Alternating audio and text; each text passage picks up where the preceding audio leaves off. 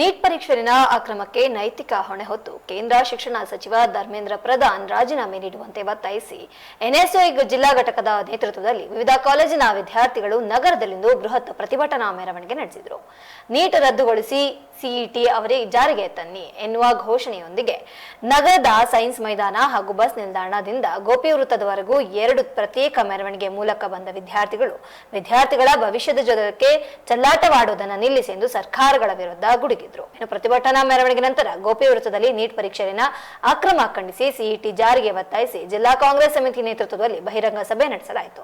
ಇನ್ನು ಸಭೆಯನ್ನು ಉದ್ದೇಶಿಸಿ ಮಾತನಾಡಿದ ವಿದ್ಯಾರ್ಥಿಗಳು ಹಾಗೂ ಜಿಲ್ಲಾ ಕಾಂಗ್ರೆಸ್ ಮುಖಂಡರು ನೀಟ್ ಪರೀಕ್ಷೆಯನ್ನ ಅಕ್ರಮಕ್ಕೆ ಕೇಂದ್ರ ಶಿಕ್ಷಣ ಸಚಿವ ಧರ್ಮೇಂದ್ರ ಪ್ರಧಾನ್ ಅವರ ವೈಫಲ್ಯವೇ ಕಾರಣವಾಗಿದ್ದು ತಕ್ಷಣವೇ ಅವರು ತಮ್ಮ ಸ್ಥಾನಕ್ಕೆ ರಾಜೀನಾಮೆ ನೀಡಬೇಕೆಂದು ಆಗ್ರಹಿಸಿದರು. ಮಾಡೋದ್ರಿಂದ ತುಂಬಾ ಸಮಸ್ಯೆಗಳು ಎದುರಾಗ್ತವೆ. 21 ಜನರ ಸಾವುಗಳಾಗಿದೆ. ಇದಕ್ಕೆ ಯಾರು ಹೊಣೆ? ನಮ್ಮ ವಿದ್ಯಾರ್ಥಿಗಳ ಭವಿಷ್ಯ ಗೊತ್ತಾಗ್ತಾ ಇದೆ. ನಮಗೆ ನಮ್ಮ ಕರ್ನಾಟಕದ ಮಾದರಿ ಸಿಇಟಿ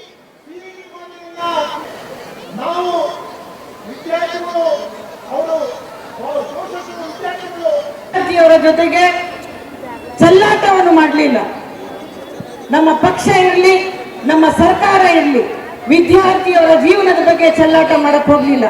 ಮಕ್ಕಳೇ, ನಿಮಗೆಲ್ಲ ಗೊತ್ತಿರೋ ಹಾಗೆ ಈ ದೇಶದ ಪ್ರಧಾನಮಂತ್ರಿ ಆಗಿರ್ತಕ್ಕಂಥ ಜವಾಹರಲಾಲ್ ನೆಹರು ನಮ್ಮ ಬದುಕುವನ್ನ ಸುಧಾರಣೆ ಮಾಡ್ಕೋಬೇಕು ಅಂದ್ರೆ ಶಿಕ್ಷಣ ಅತಿ ಮುಖ್ಯ ಅಂತ ಹೇಳಿ ಪ್ರಾಥಮಿಕ, ಪ್ರೌಢ, ಪದವಿ ಪೂರ್ವ ಶಾಲೆ ಕಾಲೇಜುಗಳನ್ನು ಪ್ರಾರಂಭ ಮಾಡಿದ್ರು. ನಮ್ಮ ಪೋಷಕರಿಗೆ ಹೊರೆ ಆಗ್ಬಾರ್ದು ಅಂತ ರೈಟ್ ಟು ಎಜುಕೇಶನ್ ಅಂತ ಮನಮೋಹನ್ ಸಿಂಗ್ ಅವರು ಬಿಲ್ ಅನ್ನು ತಗೊಂಡ್ಬಿಟ್ರು. ಸಮಾಜಕ್ಕೆ ಯಾವುದೇ ತರ ಹೊರೆ ಆಗ್ಬಾರ್ದು ಅಂತ ನಿಮ್ಮ ಶಕ್ತಿ, ನಿಮ್ಮ ಸಾಮರ್ಥ್ಯವನ್ನ ಗುರುತಿಸಿ ಅದನ್ನ ದೇಶಕ್ಕೆ ಗೊತ್ತಾಗಿರ್ತಕ್ಕಂಥ ಗುರುತಿಸಿರ್ತಕ್ಕಂಥ ಯಾವ್ದಾದ್ರು ಪಕ್ಷ, ಯಾವ್ದಾದ್ರು ಸರ್ಕಾರ ಇದೆಯಾ ಅಂದ್ರೆ ಕಾಂಗ್ರೆಸ್ ಪಕ್ಷ ಮತ್ತು ಕಾಂಗ್ರೆಸ್ ಸರ್ಕಾರ.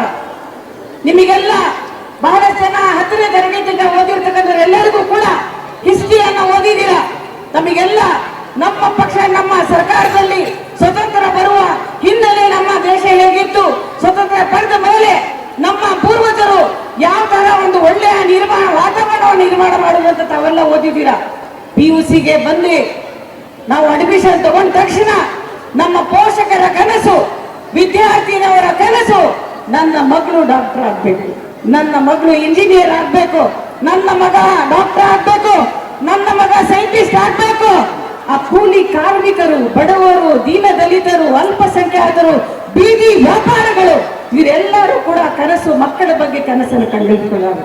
ತಾವು ಕೂಡ ದಿನನಿತ್ಯ ಆಸ್ಪತ್ರೆಗಳಲ್ಲಿ ತಮ್ಮ ಸೇವೆಯನ್ನ ಮಾಡ್ತಾ ಇರ್ತಕ್ಕಂಥ ಡಾಕ್ಟರ್ಸ್ ಗಳನ್ನ ನೋಡಿ ನಾನು ಕೂಡ ಡಾಕ್ಟರ್ ಆಗ್ಬೇಕು ಅಂತ ಕನಸನ್ನು ಕಾಣ್ತಾ ಇದ್ದೀರಾ.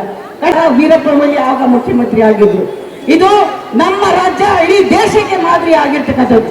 ಅದೇ ಸಿಇಟಿ ಮೂಲಕ ಸೈನ್ಸ್ ಗಳಲ್ಲೂ ಕೂಡ ಕೋರ್ಸ್ಗಳಲ್ಲಿ ಯಾವ ತರ ಈಗ ನೀಟ್ ಇದೆ ಅದು ಇರಲಿಲ್ಲ. ಅಲ್ಲೂ ಕೂಡ ಸಾವಿರಾರು ಮಕ್ಕಳು ಡಾಕ್ಟರ್ ಕೋರ್ಸ್ ಗಳನ್ನ ತಗೊಳ್ತಾ ಇದೆ. ಇವತ್ತು ದೇಶದಲ್ಲಿ ಇರ್ತಕ್ಕಂಥ ಸರ್ಕಾರ ನಿಮ್ಮೆಲ್ಲರ ಜೀವನದ ಬಗ್ಗೆ ಚೆಲ್ಲಾಟ ಆಡ್ತಾ ಇದೆ, ನಿಮ್ಮೆಲ್ಲರ ಭವಿಷ್ಯದ ಬಗ್ಗೆ ಆಟ ಆಡ್ತಾ ಇದೆ. ಅದಕ್ಕೆ ತಾವೇ ಕಡಿವಾಣ ಹಾಕ್ಬೇಕು. ಈ ದೇಶ ಸೇರಿಸ್ತಾರೆ. ಸಾವಿರಾರು ರೂಪಾಯಿ ಫೀಸನ್ನ ಕಟ್ಟಿ ಹೇಳಿಕೊಳ್ಳುತ್ತೇನೆ. ಏಕೆಂದರೆ ಅವಕಾಶ ಕರ್ನಾಟಕ ರಾಜ್ಯ ಸರ್ಕಾರಕ್ಕೆ ಇತ್ತು. ಅದನ್ನ ಪ್ರಪ್ರಥಮ ಬಾರಿಗೆ ಸಿಇಟಿ ಅಂತ ಮಾಡಿ ಪ್ರತಿಭಾವಂತ ವಿದ್ಯಾರ್ಥಿಗಳು ಮೆಡಿಕಲ್ ಮತ್ತು ಇಂಜಿನಿಯರಿಂಗು, ಡೆಂಟಲ್ ಈ ರೀತಿಯ ಜಾರಿಗೆ ತಂದಿರತಕ್ಕಂಥದ್ದು ಅಂದಿನ ಕಾಂಗ್ರೆಸ್ಸಿನ ವೀರಪ್ಪ ಮೊಯ್ಲಿ ಸರ್ಕಾರ. ಅದ ನಂತರ ಕೇಂದ್ರದಲ್ಲಿ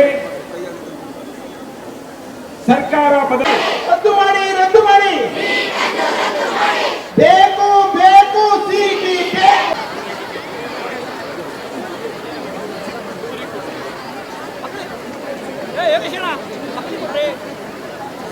ಆಗುವಂತದ್ದು.